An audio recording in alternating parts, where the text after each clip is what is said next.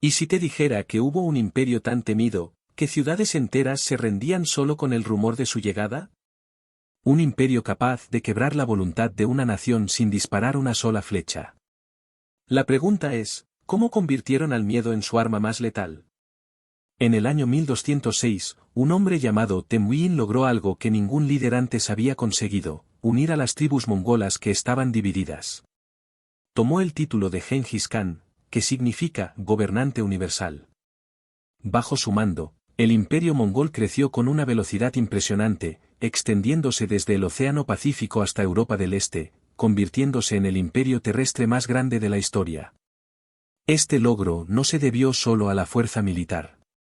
En el centro de su estrategia estaba el uso calculado del miedo como arma, una táctica que permitía a los mongoles dominar a grandes poblaciones sin necesidad de librar siempre largas batallas. Gengis Khan entendió que el miedo podía viajar más rápido que cualquier ejército y que, usado con cuidado, podía hacer que los enemigos se rindieran antes de que comenzara la lucha. Registros históricos de China, Persia, Rusia y Europa muestran la misma imagen. Sus campañas estaban llenas de actos de crueldad planeados, no como violencia al azar, sino como una herramienta poderosa de guerra psicológica.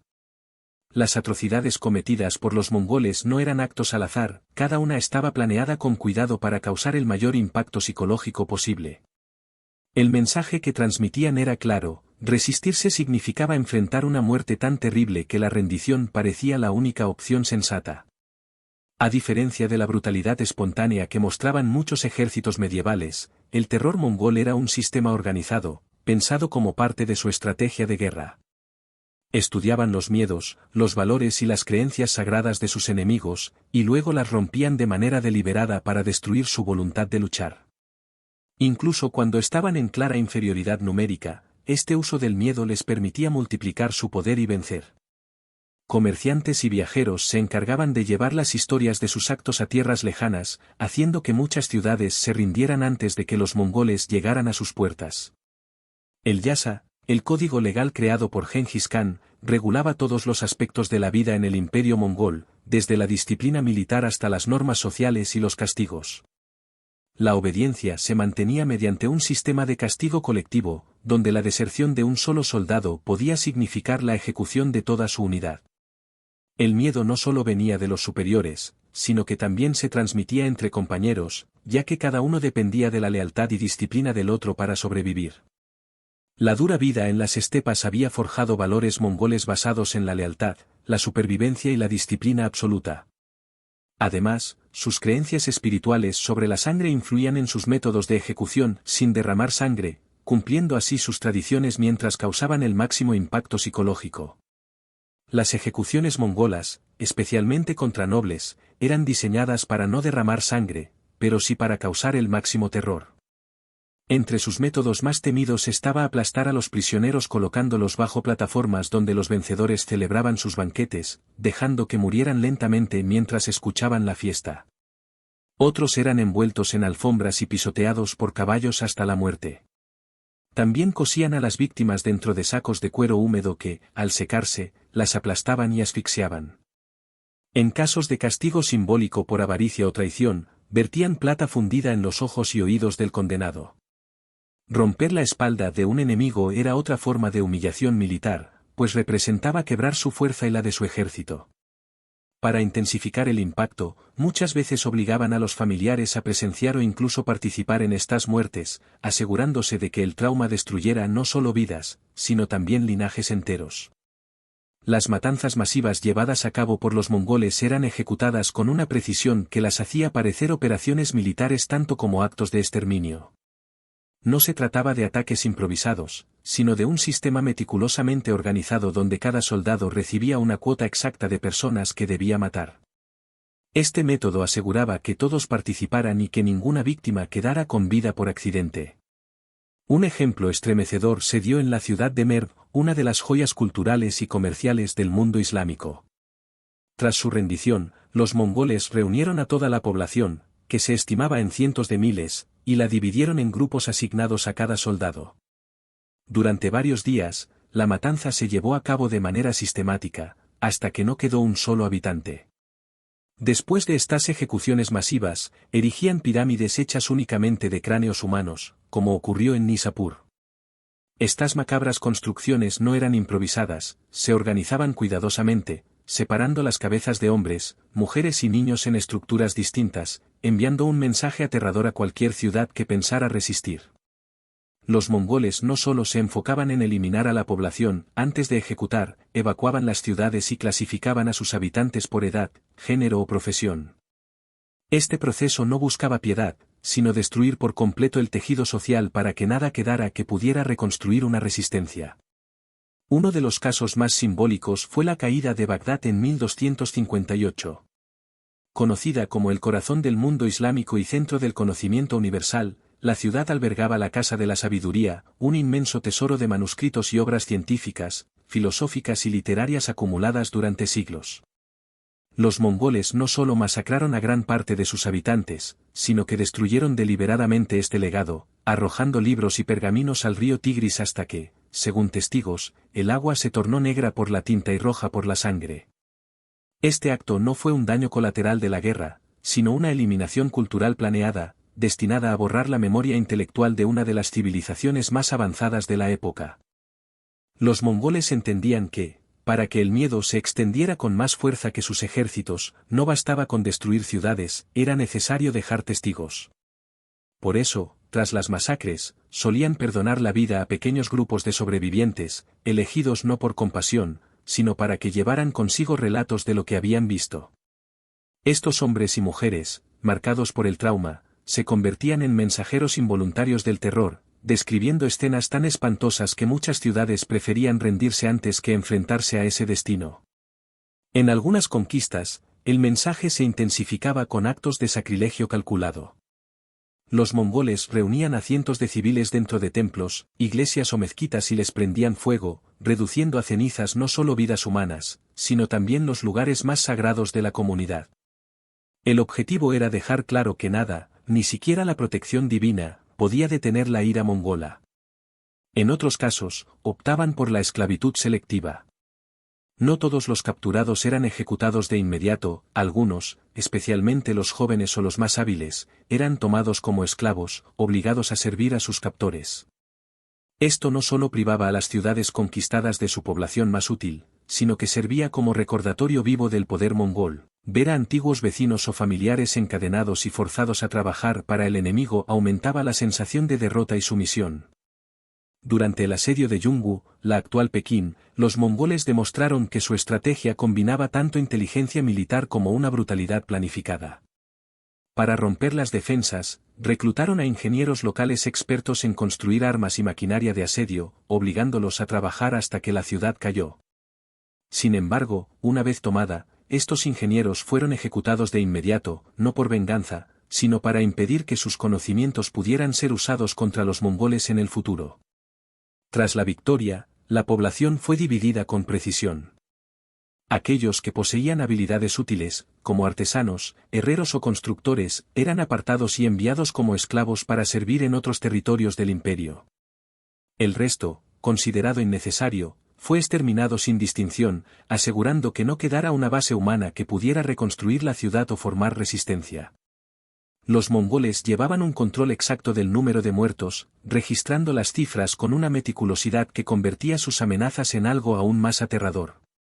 Cuando advertían a una ciudad que la última que se había resistido había perdido cientos de miles de vidas, no era una exageración, podían respaldar sus palabras con cifras precisas, lo que hacía que muchos se rindieran antes de que comenzara la batalla. Los mongoles convirtieron la propia naturaleza en un arma letal, empleándola para ejecutar a sus prisioneros de maneras tan crueles como calculadas. En las regiones desérticas, abandonaban a sus víctimas sin agua ni refugio, dejándolas morir lentamente por deshidratación y calor extremo. En otros casos, las enterraban hasta el cuello en arena, forzándolas a pasar días expuestas al sol abrasador de día y a las gélidas temperaturas nocturnas, mientras animales carroñeros merodeaban alrededor.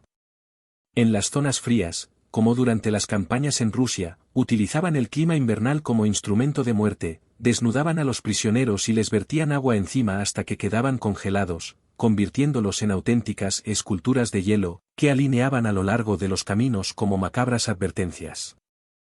Algunas ejecuciones combinaban la crueldad física con un simbolismo perturbador.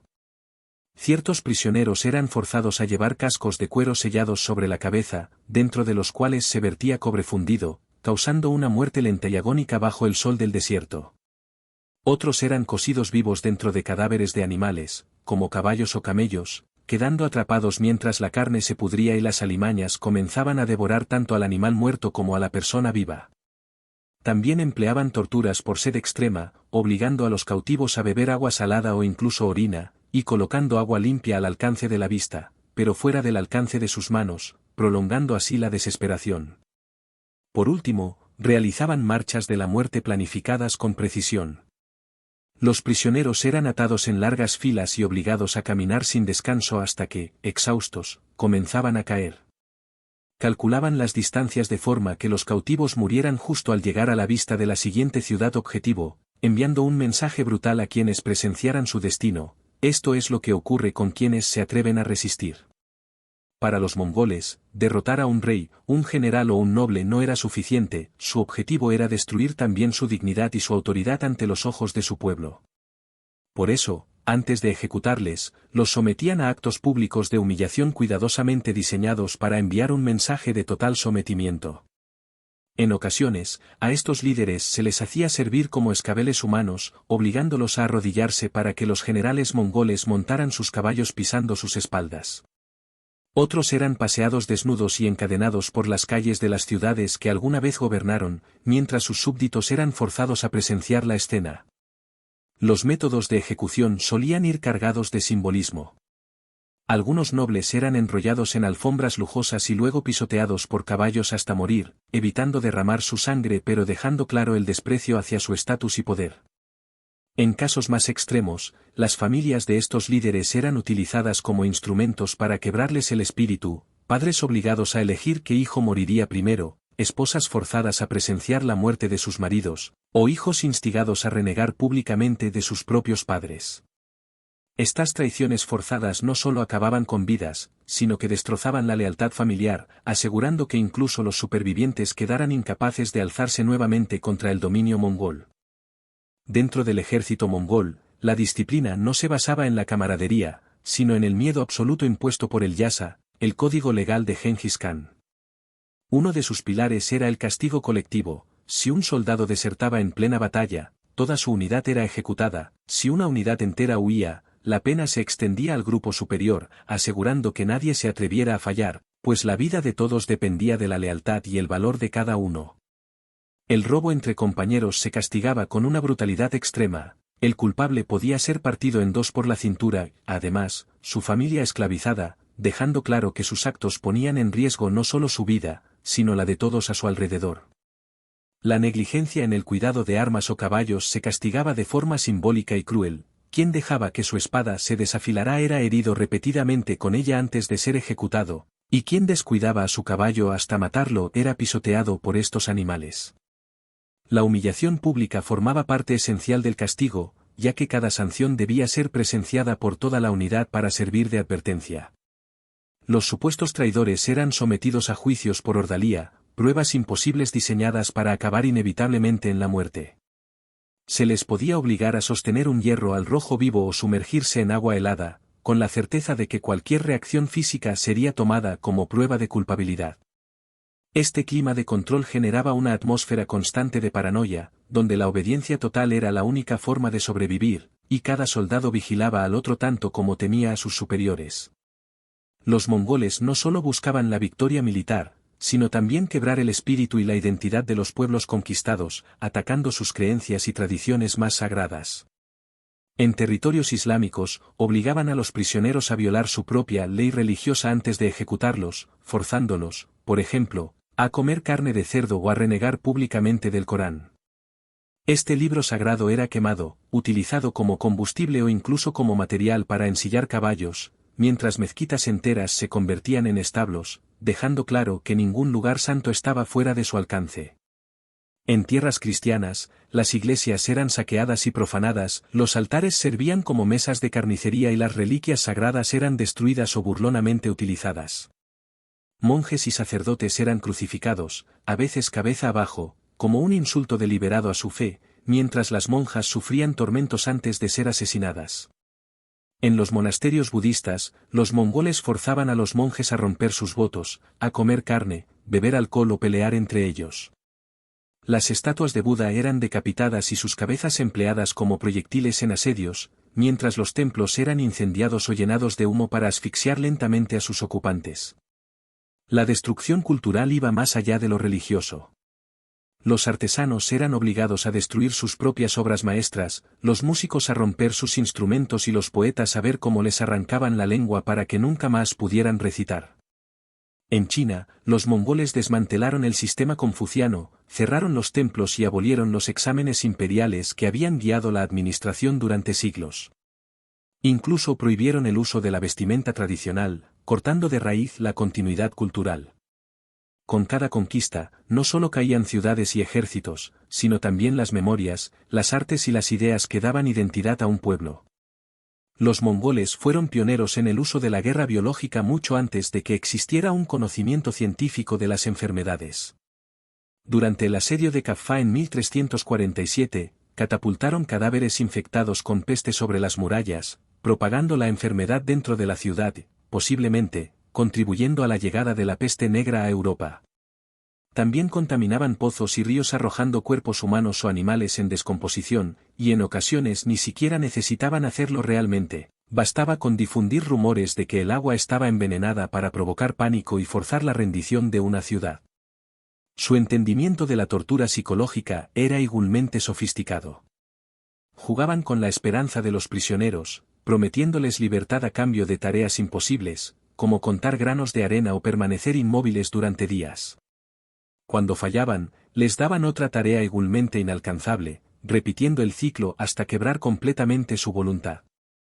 También recurrían a la observación forzada, obligaban a los cautivos a presenciar torturas, sabiendo que la espera y la anticipación del dolor podían ser peores que el castigo mismo.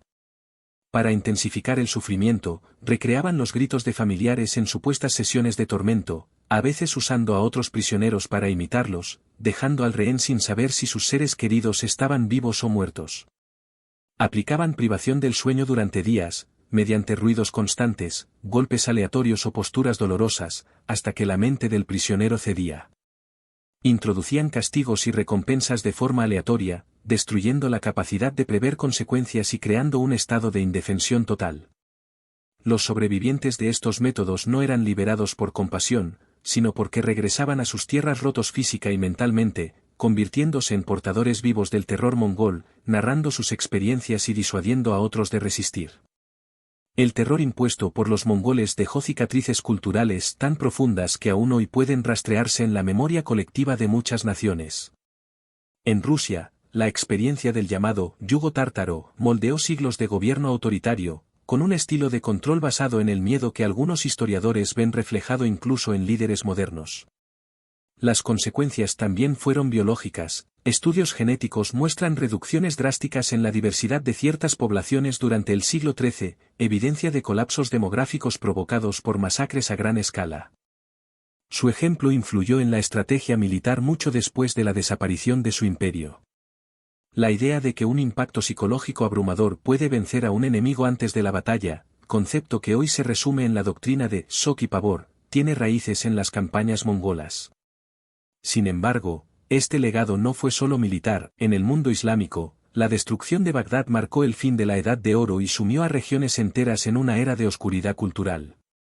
En China, la reconstrucción de la Gran Muralla y el diseño de la ciudad prohibida respondieron directamente al trauma dejado por la invasión, con estructuras concebidas para frenar cualquier ataque semejante.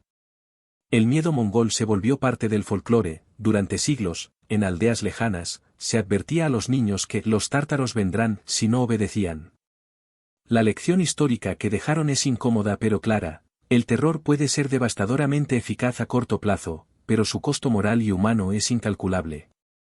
La historia de los mongoles nos recuerda hasta dónde puede llegar la crueldad organizada cuando el miedo se convierte en la base del poder, y nos advierte de que la sombra de tales métodos puede proyectarse durante generaciones, mucho después de que las pirámides de cráneos se hayan reducido a polvo.